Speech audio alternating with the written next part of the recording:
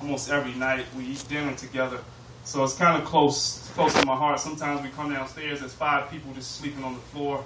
And there was this sign up, and it said, it was basically thanking the police for not coming in with batons, right? And no, I mean, it kind of upset me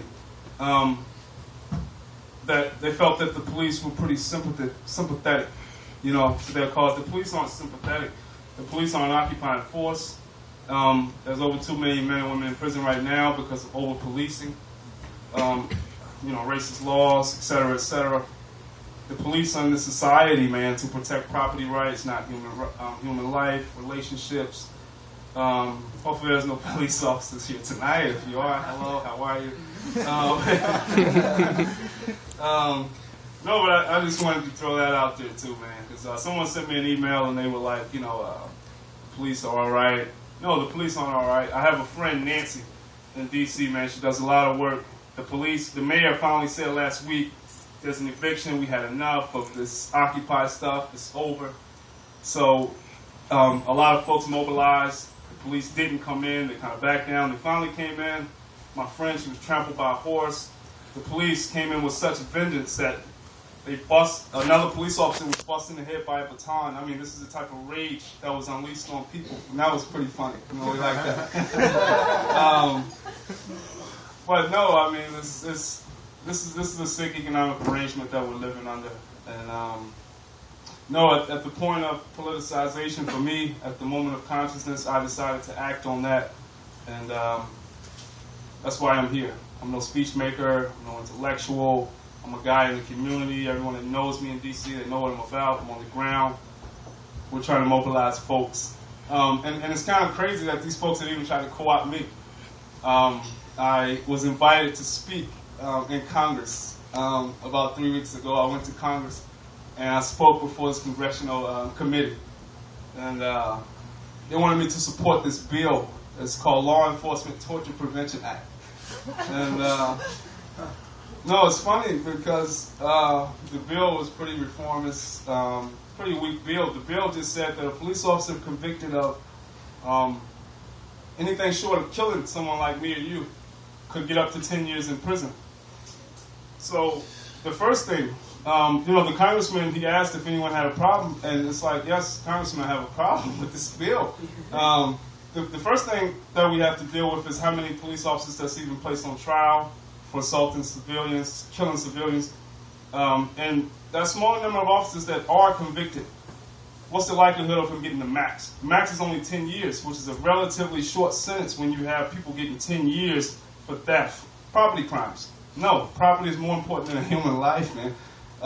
Robberies, you know, not that robbery isn't a pretty traumatic experience, but still a property crime at the end of the day. I come into the store, take $50 from the store, that money is replaceable. Take 40 years of my life. I mean, you make the comparison here, right? So I told the congressman I'm not in support of the bill. I'm only here to share my experiences of others in communities, and just to raise awareness around the need for some sort of legislation that speaks to people, what people feel.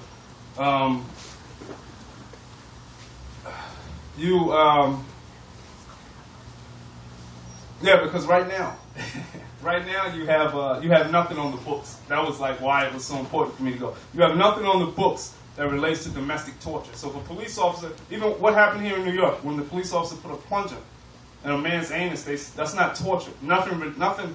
The only laws or statutes that relate to torture relate to internationalism, the military. There's nothing that relates to domestic torture. So a police officer can do anything to you, and it's not torture. He'll probably get 2 years or get paid leave, just like what happened in Oakland with Ossie Grant. They shot this guy in the back. Someone got it on tape with their cell phone. They shot this guy in the back. The police officer said he thought it was his taser. Shot this man in the back. He was handcuffed, whatever, pinned down by 5 officers. Shot him in the back. The police officer got 2 years in prison. He's out of prison. He's assaulted someone else since he's been out of prison. I mean, this is clearly a violent man. He should have never been a police officer. No, it's just insane. So, you know, out of that, them bringing me out, I brought some of my friends to Congress, and at that same moment, they had Occupy Congress going on. So it was folks outside of the building protesting, and the congressman, you know, he dares to tell us that things have gotten better.